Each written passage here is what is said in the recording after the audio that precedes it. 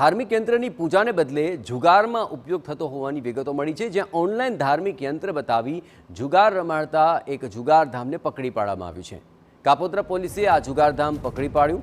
કુલ 24 જેટલા જુગારીઓની પણ ધરપકડ કરી લેવામાં આવી છે। જુગાર રમવામાં વપરાયેલા ધાર્મિક યંત્ર અને કમ્પ્યુટર સહિતના સાધનો જપ્ત કરી લેવામાં આવ્યા છે। ધાર્મિક યંત્રના નામે આ જુગારનો વેપલો ચાલતો હતો ને એ સમગ્ર મામલે 24 જેટલા જુગારીઓની પણ ધરપકડ કરવામાં આવી છે। આ સમગ્ર મામલે વધુ વિગતે વાત કરવા માટે જોડાઈ રહ્યા છે ટીવી 9 સંવાદદાતા બલદેવ સુતાર। બલદેવ, કઈ રીતે આ જુગારને અંજામ અપાતો હતો? ઓનલાઈન આ ધાર્મિક યંત્ર કઈ રીતે બતાવવામાં આવતું હતું? કઈ રીતે આ સમગ્ર મામલાનો પર્દાફાશ થયો ને શું કાર્યવાહી?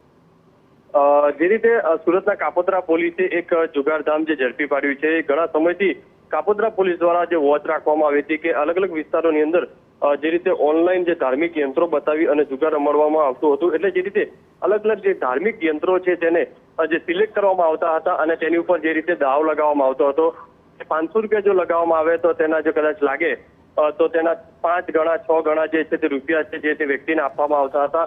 એમ આ રીતે જે જુગાર રમતા હતા, એટલે કાપોદ્રા પોલીસે મોડી રાત્રે જે માહિતીના આધારે જે રેડ કરી હતી ને ત્યાંથી 24 જેટલા જુગારીઓને જે ધરપકડ કરી છે અને ત્યાં જે ઓફિસની અંદર જુગાર રમાડવામાં આવતો હતો, જે કોમ્પ્યુટર, ઓનલાઈન સાધનો, જે યંત્રો છે, સિક્કા છે, આ તમામ જે વસ્તુઓ છે તે કબજે કરવામાં આવી છે।